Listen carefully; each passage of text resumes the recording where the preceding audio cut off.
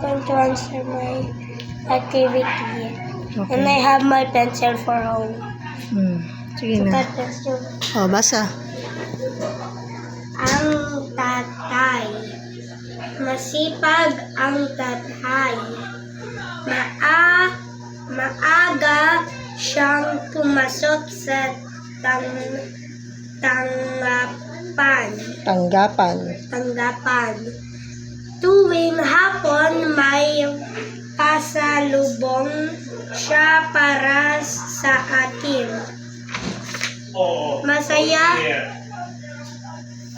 Masaya kami kapag dumarating na ang tatay. Piliin kung sino ang masipag ayon sa nabasa. Ay nanay, di kapatid, si tatay.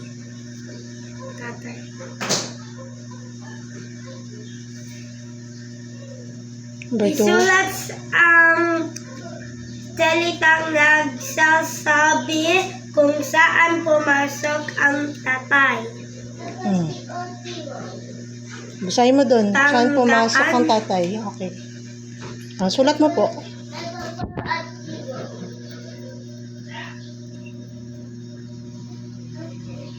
Tanggapan.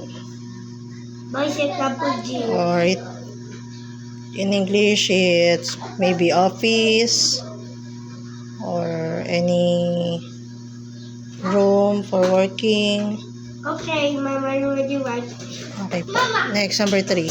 Ano ang dala ng tatay sa hapon? Ikahon ang sagot.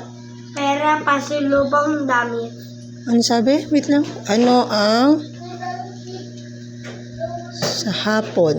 Ikahon. Ikahon mo daw. Huwag bibilugan. Ikahon. Ano yung ikahon? Ikahon. Okay, box. Ano sagot? Ano ang dala ng tatay? Okay, hanapin mo yun. A big box. Apo. Like a rectangle. Next, number 4. I can speak Tagalog or English. Okay po. Masaya ba sila sa tuwing dumarating ang kanilang tatay? A. Opo. B. Hindi po. Si marahil po. Masaya ba sila? Ibig sabihin na masaya? Masaya? Yeah, masaya. Like this, Happy smile. Yeah, happy. Masaya ba sila? Are they happy? Ano sagot? Opo. Next, number 5. Ano pa ang maaaring kasing kahulugan ng salitang masipag? Isulat sa patlang ang sagot.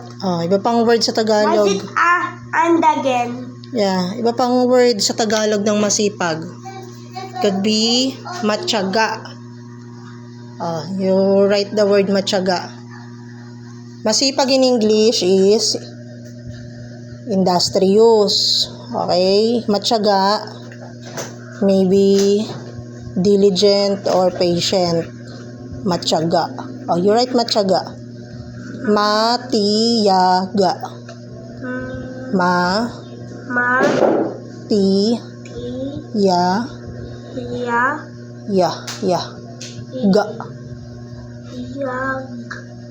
Ga. You read it. Matyaga. Okay. You say goodbye na to teacher.